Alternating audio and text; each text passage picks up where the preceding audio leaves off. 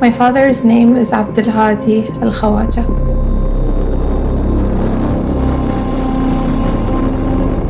As his daughters and as his family, we try to be his voice. My father was arrested in 2011 and sentenced to life in prison in Bahrain. If you go there, you'd think it's pretty quiet and a very touristy country. The government spends so much money to make Bahrain look like something that it's not. We live under a monarchy that looks at us not as full human beings, but as subjects. Fear. Fear is a real problem. Everybody is criticizing the Prime Minister, but not the public. So we thought if we took that step, the people will start speaking about what they know. My dad actually left Bahrain as a student to go study, and he was studying law at the time. But then he left that to work full-time on the Bahraini case and cause and human rights in Bahrain. Because he was doing that work, he was not allowed to go back to Bahrain. It was dangerous for him to get imprisoned. We went back to Bahrain in 2001. There was a general amnesty, and all the people who were wanted in Bahrain for being activists were allowed to return. But then my father was very active in Bahrain, and he started a human rights organization there. فماذا أنتم فاعلون؟ إلى الصمت، إلى الضياع، إلى الذلة، أما إلى مزيد من الحركة. My father was called the godfather of human rights in the region. He wasn't just sitting in a room telling people these are your rights. He would actually go out and do things. بقاء رئيس الوزراء في منصبه والمجموعة التي معه هي عائق حقيقي للإصلاح.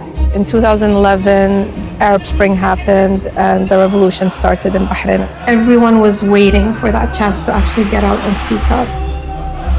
We're brothers and sisters, as Sunni, as Shia, as communists. We're all here demanding basic human rights.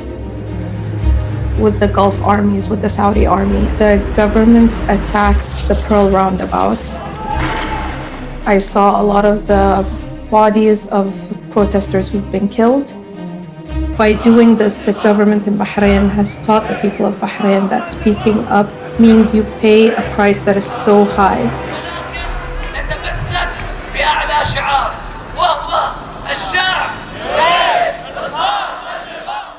I would prefer that always being for the people rights, not for me personally.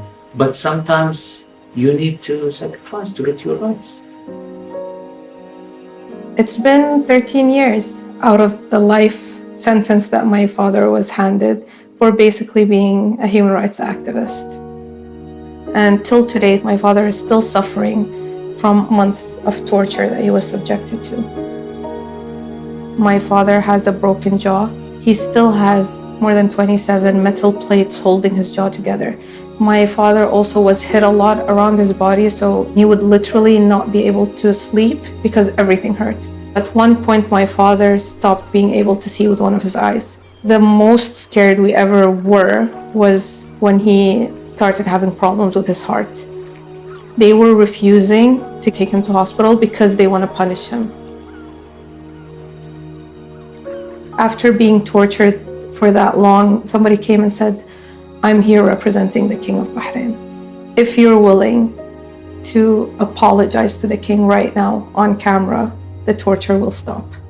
If not, we're going to continue torturing you and you're going to get raped. And then my father said no.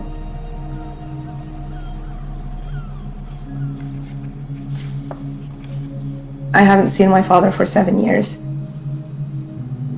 Even my family who's in Bahrain, my sister and my mom also don't see him for years. The phone calls is all we got.